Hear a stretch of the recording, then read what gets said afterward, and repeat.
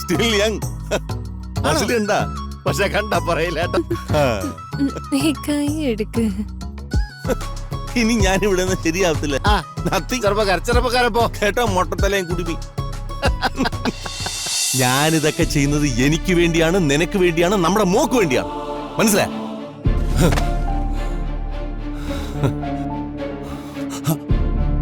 അയ്യോ, അവര് സംസാരിച്ചു തുടങ്ങി കാണും. ഞാൻ കൂടി ചെല്ലട്ടെ. ആ ചെല്ല് ചെല്ല്.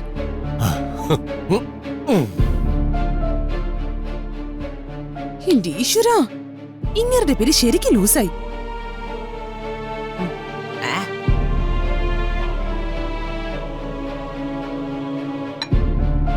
എത്രയും പെട്ടെന്ന് നമ്മുടെ ലക്ഷ്യം നേടി ഇവിടെ നിറങ്ങുന്നതാ ബുദ്ധി. ഞങ്ങളും അതിന് തന്നെയാ ശ്രമിക്കുന്നത്. കുട്ടേട്ടാ, ഇവിടെ ആയതുകൊണ്ട് പൃഥ്വിയുടെ എല്ലാ നീക്കങ്ങളും അറിയാൻ സാധിക്കുന്നുണ്ട്. അത് നമ്മൾ എത്രയും പെട്ടെന്ന് മേനോനിലേക്ക് എത്തിക്കുമെന്ന് ഉറപ്പാ. മേനോനെ കണ്ടെത്തുക മാത്രമല്ലല്ലോ, കിരണി വീട്ടിലൊരു സ്ഥാനം ഉറപ്പിക്കൂടെ ചെയ്യണ്ടേ? ഇനി അതിന് വലിയ താമസമില്ല കുട്ടേട്ടാ.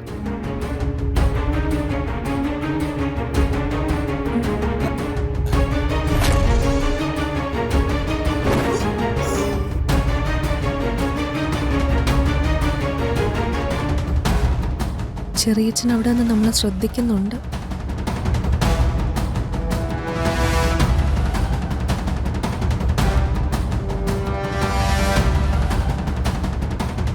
അയാൾക്കെന്ത് പ്രശ്നം?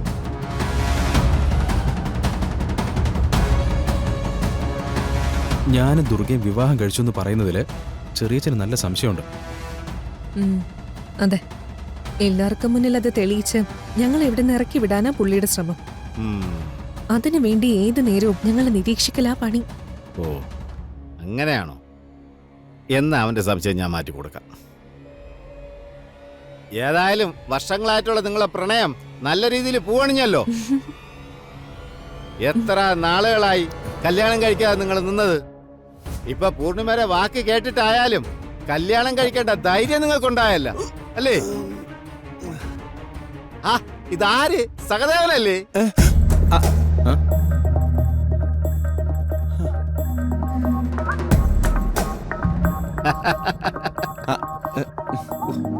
അല്ല സഹദേവൻ എവിടെ നിൽക്കുന്നേ? ഞാന് വെറുതെ കാറ്റ് കൊള്ളാൻ. കാറ്റ് കൊള്ളാനൊക്കെ അങ്ങോട്ട് വരണ്ടേ? പിന്നെ വേറെ എന്തൊക്കെയുണ്ട് വിശേഷങ്ങൾ ചോദിക്കട്ടെ. നല്ല കാറ്റ് അവിടെ കിട്ടൂലേ? വാ. നാടകത്തിന് ശക്തി കൂട്ടാൻ പുതിയ ആളിനെ ഇറക്കിയാണല്ലേ? നാടകോ? എന്ത് നാടകം? അതൊക്കെ വൈകാതെ ഞാൻ തെളിയിക്കും.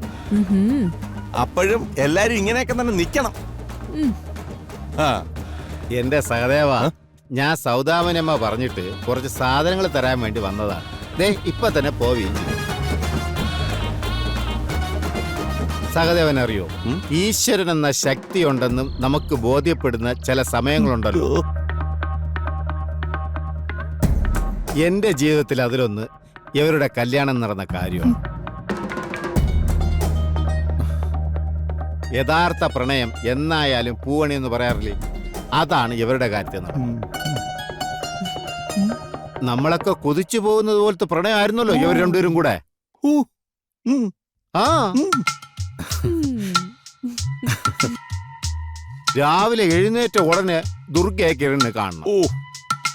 ആ അതിന് അവ എന്തോരം കഷ്ടപ്പെടുന്നറിയാമോ? അല്ലടാ കിരണേ? അത് പിന്നെ ദുർഗ എനിക്ക് അത്രക്ക് ഇഷ്ടമായിരുന്നില്ലേ കുട്ടേട്ടാ? ആ അതെന്താ ഇപ്പൊ ഇഷ്ടമല്ലേ? പിന്നെ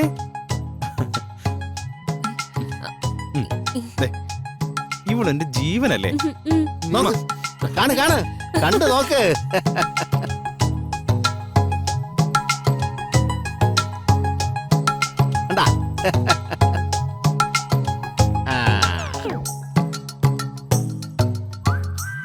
കണ്ട കണ്ട കണ്ട കണ്ട ഇവർ രണ്ടുപേരും കൂടെ ചേർന്ന് നിൽക്കുമ്പോഴേ ശിവപാർവതിമാരെ പോലെയല്ലേ? ഒന്ന് നോക്കിയേ, നോക്ക്. എനിക്ക് അത്രയ്ക്കൊന്നും തോന്നുന്നില്ല. നിങ്ങൾ ശിവപാർവതി വരെ കണ്ടിട്ടില്ലല്ലേ? അത് സഹദേവന്റെ പ്രായത്തിന്റെ കുഴപ്പോ. ഒരു പ്രായം കഴിഞ്ഞ ചെറുപ്പക്കാരായ കപ്പിൾസിനെ കാണുമ്പോ ചെറിയൊരു അസൂയൊക്കെ തോന്നും. അല്ല സഹദേവ, അത് ആരുടെയും തെറ്റല്ല. എനിക്ക് എനിക്ക് അത്രയ്ക്ക് പ്രായമൊന്നും ആയിട്ടില്ല. ഇല്ലേ? Still young. മനസ്സിലുണ്ടാ? പക്ഷെ കണ്ട പറയില്ല കേട്ടോ. കൈ എടുക്ക്.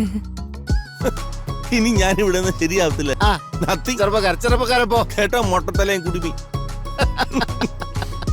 കൈ വിടങ്ങോട്ട്. ആ. ഏ? ചെറിയച്ഛന് ഫീൽ ഓ ആയിട്ടുണ്ട്. പിന്നെ അതിൽ വലിയ കാര്യമൊന്നുമില്ല. ഞാനേ അക്ഷത മോളെ ഒന്ന് കണ്ടിട്ട് വരാം. ഇവിടെ വരെ വന്നിട്ട് മോളെ കണ്ടില്ലെങ്കിലേ മോൾക്ക് ശരി. വിഷമാവും.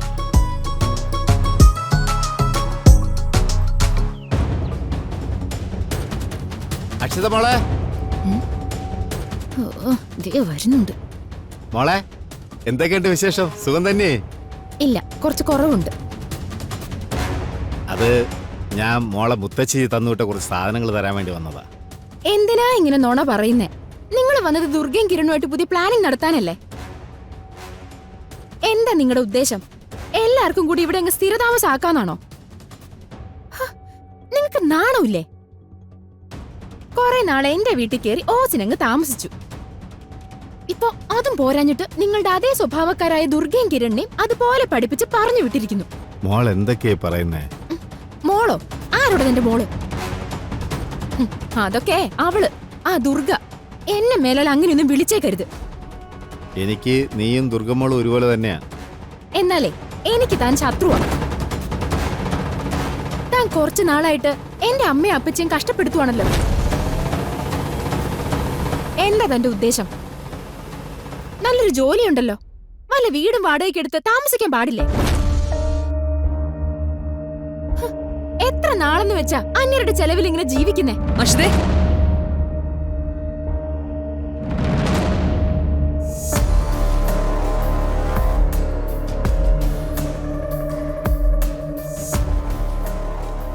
നിർത്ത്. നീ ആരാടി എന്നോട് നിർത്താൻ പറയാൻ? ഞാൻ ആരാണെന്ന് നിന്നെ ബോധിപ്പിക്കേണ്ട കാര്യം എനിക്കില്ല. പിന്നെ അച്ഛന്റെ പ്രായമുള്ള ഈ മനുഷ്യനോട് ഇനി നീ മോശമായിട്ട് എന്തെങ്കിലും പറഞ്ഞോ, ഇനിയും എനിക്ക് നിന്നെ തല്ലേണ്ടി വരും. ഡീ, സാരമില്ല മോളെ, എന്റെ പേരിൽ നിങ്ങൾ വഴക്കൂടണ്ട.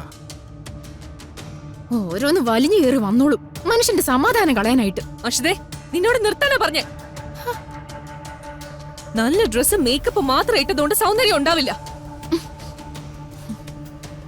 മോളെ, ഞാൻ ഇതുവരെ വന്നപ്പോ മോളെ കൂടെ ഒന്ന് കാണണമെന്ന് തോന്നി. അതുകൊണ്ടാ മോളെ കാണാൻ വേണ്ടി വന്നത്. ഓ, അത് മോക്ക് ബുദ്ധിമുട്ടായെങ്കിൽ ഈ അങ്കിളിനോടൊന്ന് ക്ഷമിച്ചേക്ക്. എന്നാ ഞാൻ അങ്ങോട്ട്. നിക്ക്. ആദ്യം മുതിർന്നവരോട് മര്യാദയ്ക്ക് സംസാരിക്കാനും പെരുമാറാനും പഠിക്ക്.